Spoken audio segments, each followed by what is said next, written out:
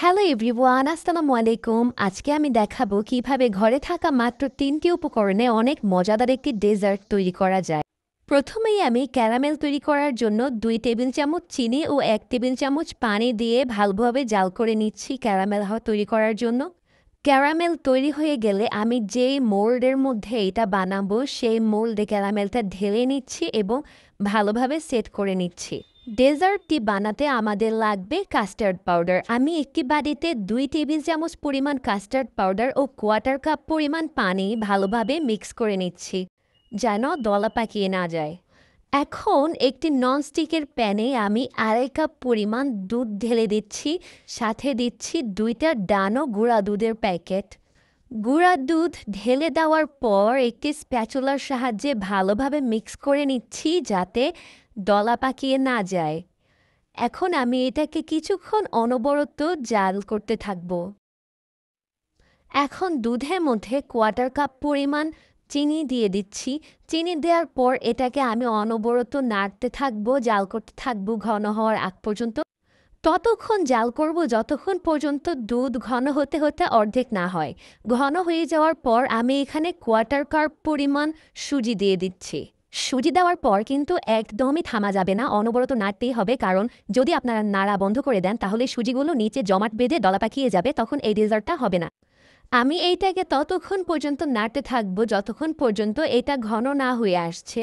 আপনারা দেখতে থাকুন আমি কতটুকু ঘন করি, না দেখলে বুঝতে পারবেন না। এটার কনসিস্টেন্সি খুব বেশি পাতলা করা যাবে না এবং খুব বেশি ঘনও করা যাবে না।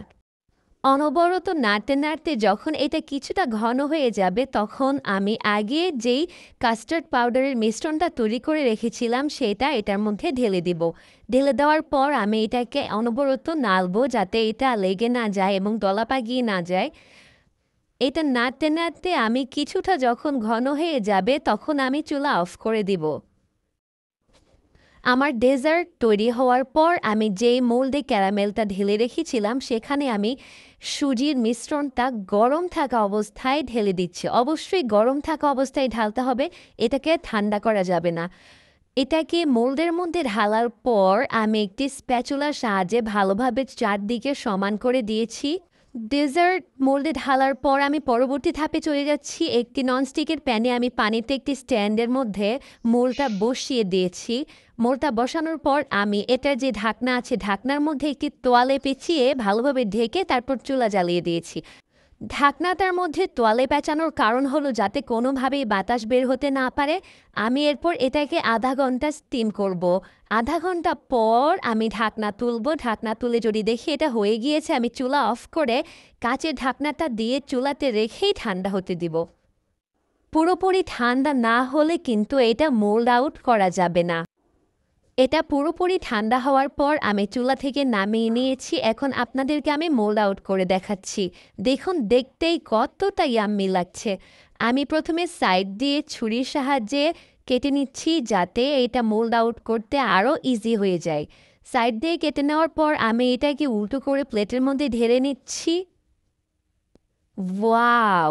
এইটা কিন্তু খুবই ডেলিশিয়াস হয়েছে। আপনারা অবশ্যই বাসায় ট্রাই করে দেখবেন অ্যান্ড আমাকে কমেন্ট সেকশনে জানাবেন আপনাদের কাছে কেমন লেগেছে। আমার কাছে খুবই, খুবই, খুবই ইয়াম্মি লেগেছে।